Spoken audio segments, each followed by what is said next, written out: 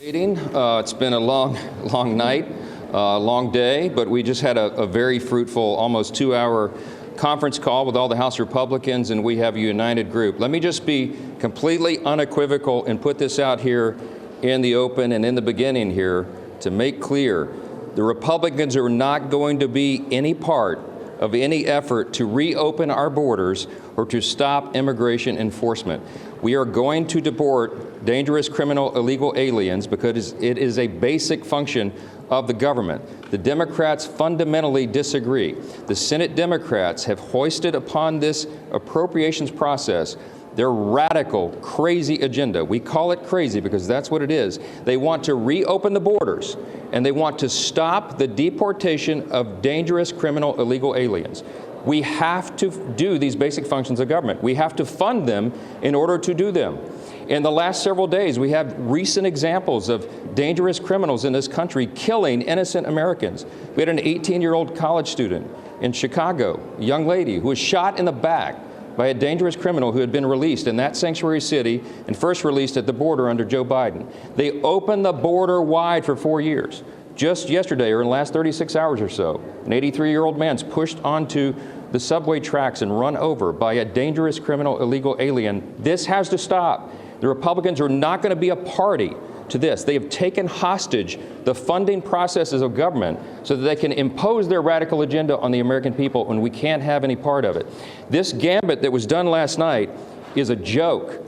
I'm quite convinced that it can't be that every Senate Republican read the language of this bill, and I'm going to just read you one excerpt of it because it's pretty alarming, and it says everything that you need to know in Section 4. This is on page 2 of the bill. This is an actual copy of the bill, that excerpt. It says, quote, "The contents printed under the headings of this bill, U.S. Immigration and Customs Enforcement and Border Security Operations, under the heading of U.S. Customs and Border Patrol and Protection, shall have no force or effect for purposes of this act, and amounts specified in the final bill under the subheading Border Security Operations and under the heading U.S. Customs and Border Protection and under the headings of U.S. Immigration and Customs Enforcement in the Department of Homeland Security shall be zero." We're not doing that.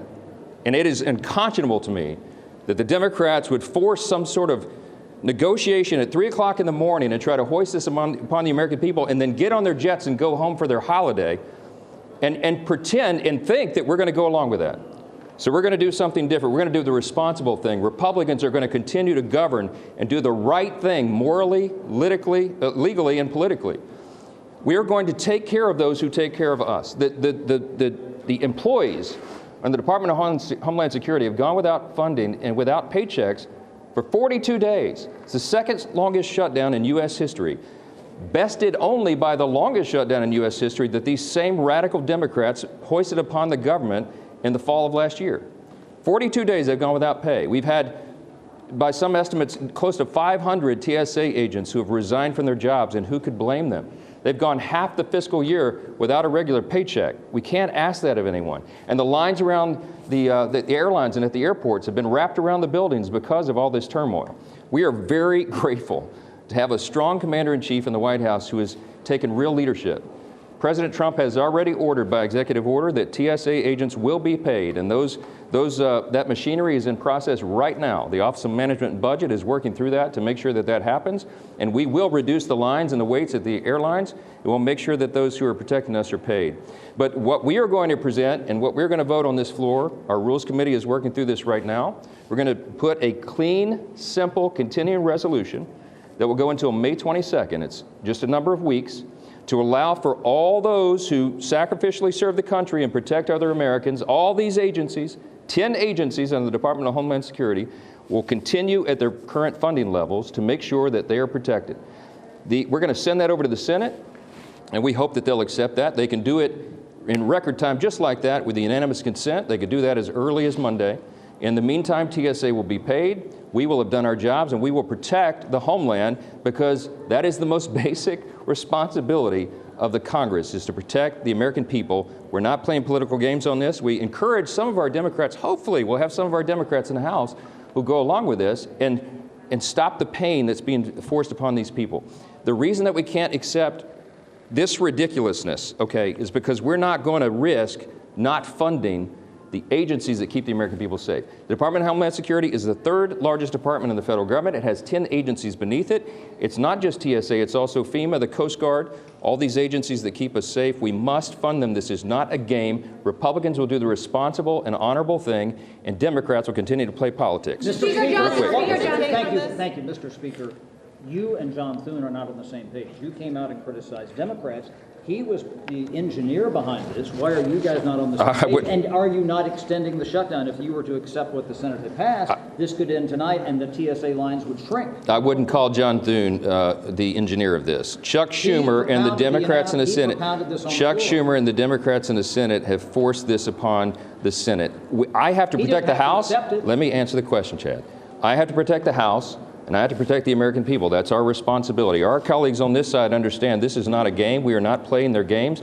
These people want open borders, and they want criminal, illegal aliens in the country. They do not want to enforce the law. They want to literally defund. You just read it in the bill here. They want to give $0 to enforcing federal immigration laws and keeping the border secure. That was the biggest issue in the election of 2024, the wide open border that Joe Biden and Kamala Harris hoisted upon the country. And 20 million, by some estimates, 20 million dangerous, criminal, illegal aliens included in that number came over the border. We have terrorists in our country. We have obviously murderers. They're putting it on display. And then these big blue cities that have sanctuary city policies, they're releasing these people onto the streets. They released them over the border when they came over under the Biden years. And that is the turmoil that we're facing right now, the very serious threats to the homeland and everybody.